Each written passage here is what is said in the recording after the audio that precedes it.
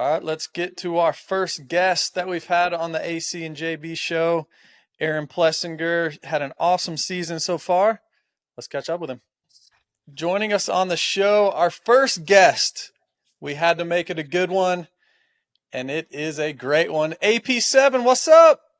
Oh, not too much, boys. I appreciate you having me on, man.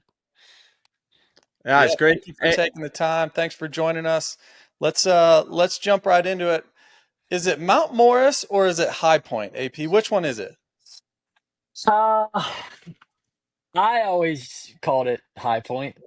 I used to race there when I was growing up, but I never really called it Mount Morris um until I started watching pro stuff, and they always called it Mount Morris, and they always like flip flop. It's like High Point, Mount Morris. It's all over the place, but I call it High Point. The only Nice. reason the first time I saw Mount Morris, I watched. Everybody remembers Troy Adamitis. It was on VHS, the first 2002, The Great Outdoors. I remember it popped up on the screen, Mount Morris. But I was telling JB on the show earlier, like Mount Morris I think that's like an old guy thing, man.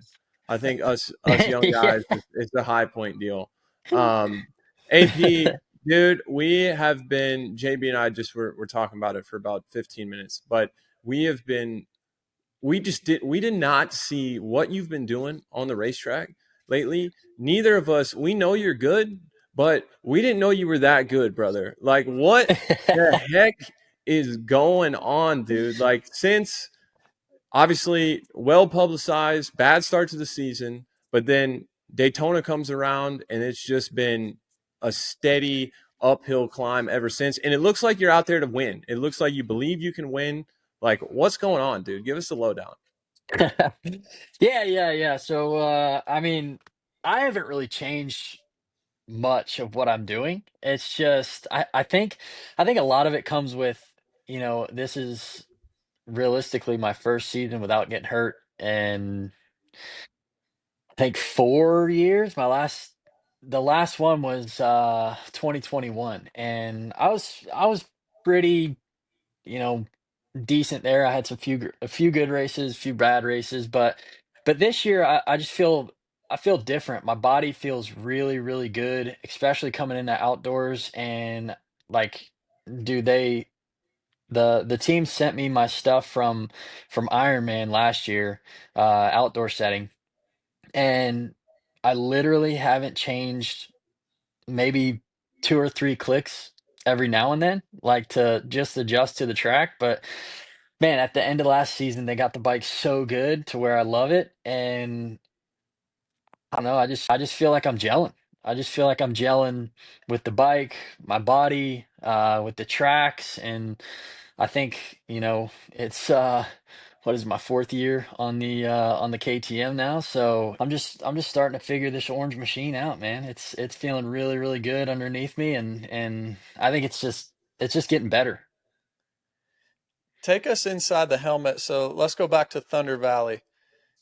You inside rut, go by Jet. That had to feel good, dude. What were you thinking right there?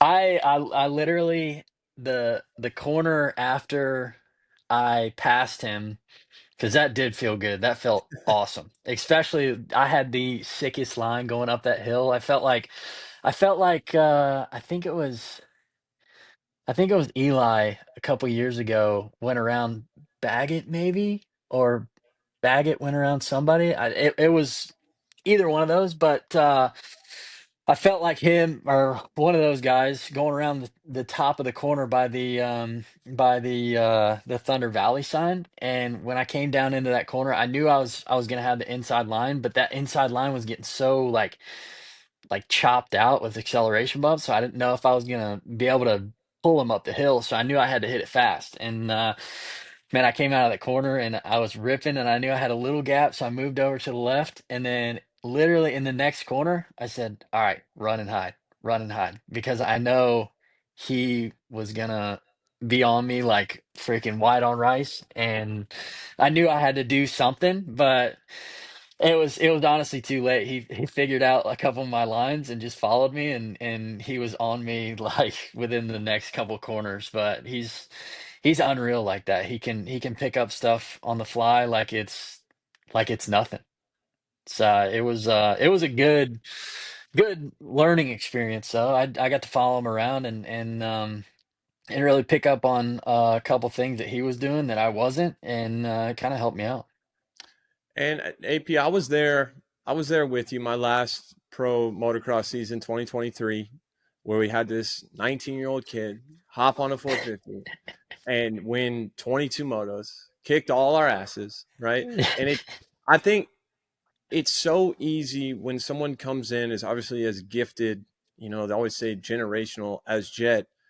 It's really easy to allow your mind to be like happy with getting second, right? Like you got into second at Thunder Valley, and it'd be really easy to see the number one, the 18 in front of you there, and just be like, well, man, this is a good moto. Like this is solid. Second's good.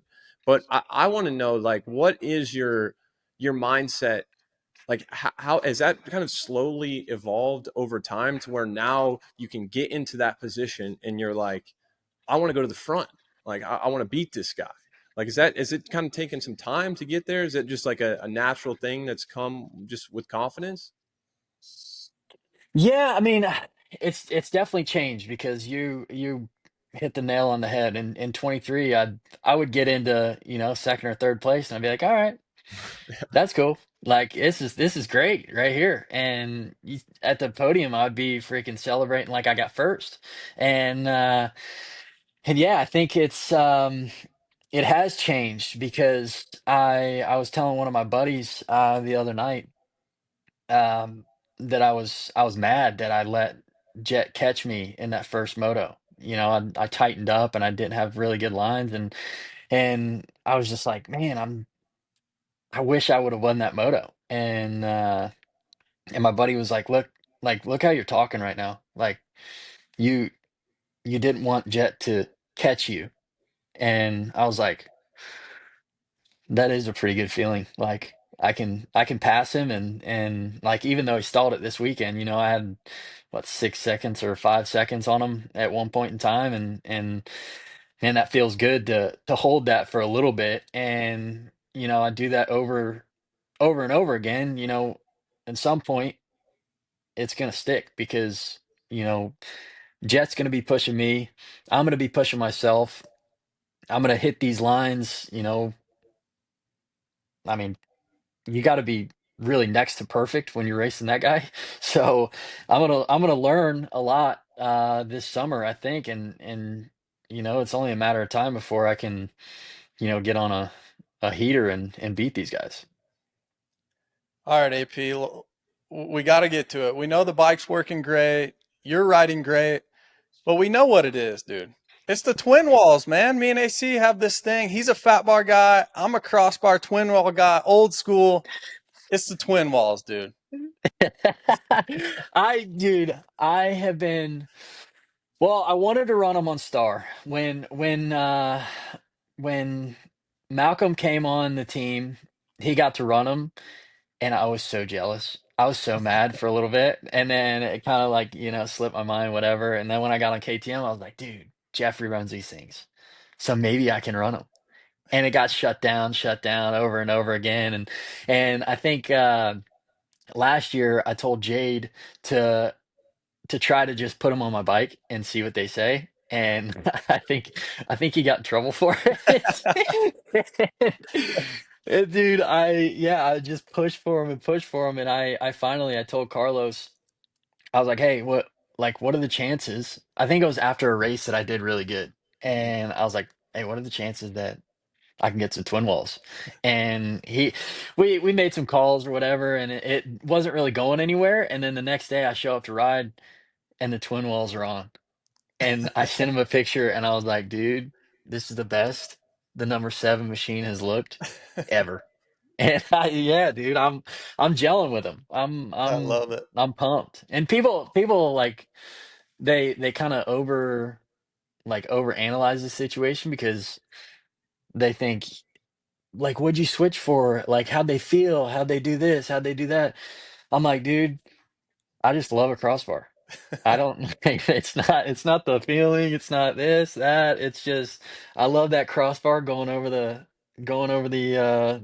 handlebars, and then if you lean them back far enough, you can see the the bolts. And dude, I love that too. I don't know. It just That's it's just a look thing for me. I That's so love it. funny. That's so funny because it was the opposite for me on pro circuit. On pro circuit, I could never run. I could never run a fat bar. So as soon as I got to factory Cowie and I could run a fat bar, I was like, dude, I'm all in. I'm all in.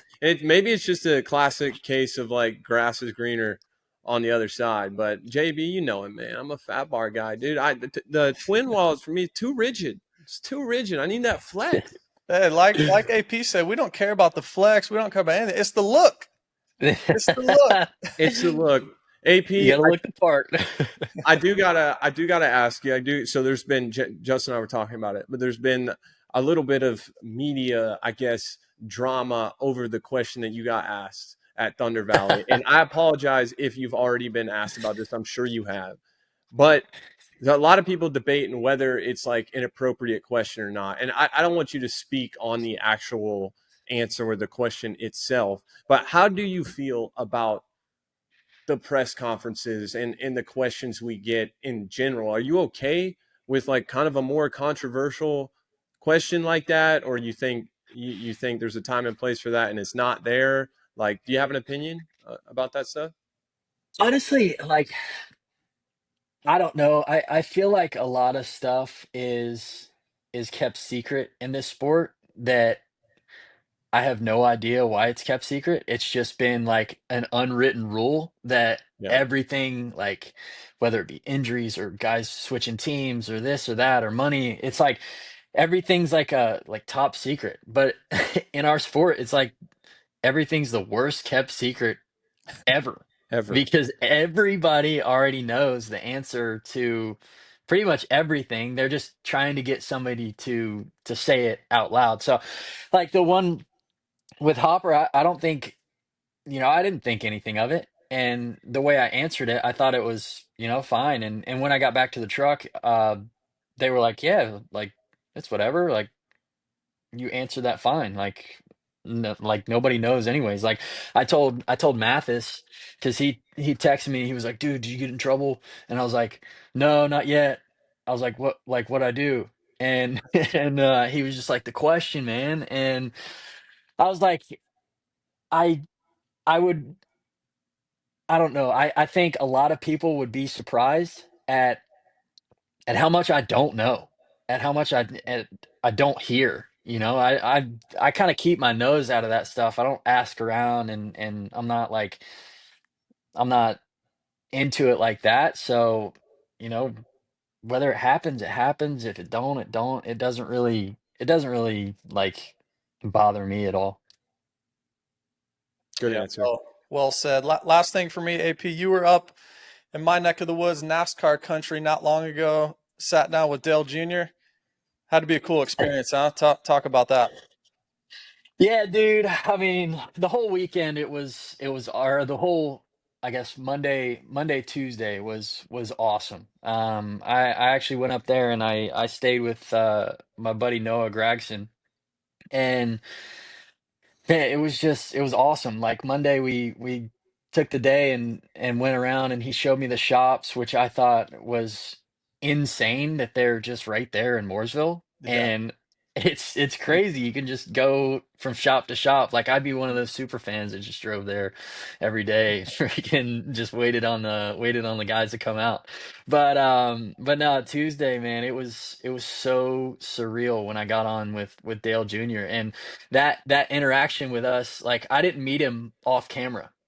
So it was like it was straight, I've never met this guy before, and then right to the podcast. So it was just crazy, man. I never thought that I would meet him.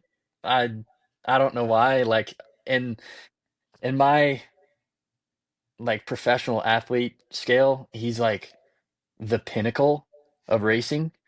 And I don't know why. It's just been like I guess those guys to me are more of like who we are, Mm-hmm. I guess. I just personalize with them like so much more than any other athlete. So just getting to meet him was insane, and then just getting to talk with him on the podcast was unreal. It was a really really cool experience. I wish you guys could have seen the back of my shirt when I left that room because I was drenched. I was freaking sweating. I was so nervous. I was just like kind of shaking there, just sitting in the seat, just like I had to remind myself like this dude is talking to me. Like I'm in the show. I'm not watching the show. So I had to remind myself, like, just pay attention, answer his questions. Like I was kind of nervous enough to where I I would get lost in a question. And like I watched it back and I was like,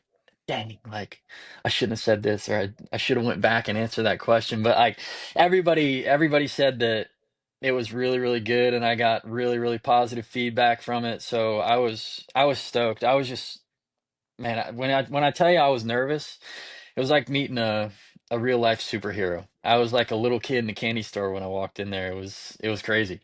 That's awesome. That's awesome. AP, That's cool. I don't have another question for you. We'll let you go. Mm. But I just did want to say so stoked on what you're doing. And even Justin and I were talking about it, even with like things like the Dale Jr. podcast. You keep like with your personality, with how much fun you have, you're always, man, it people don't realize that haven't been there and done it, but when it's such a high pressure situation, it's such a gnarly schedule, the training, everything, there's so many ups and downs, and the way that you come across to kids out there, we've all seen it, we've all watched the sport, seen guys winning at the top level, it looks like they don't even like it. Like what you're doing for the sport right now, with specifically your attitude, of course, what you're doing on the motorcycle, your results, that helps too. But dude, just want to give you big props for what you're about. You're a great representative of the sport, dude. And as I was telling Justin, you keep riding like you're riding now, you're going to be on Jay Leno here shortly. So, yeah, thanks for taking the time and coming on, my friend. Best of luck the rest of the way.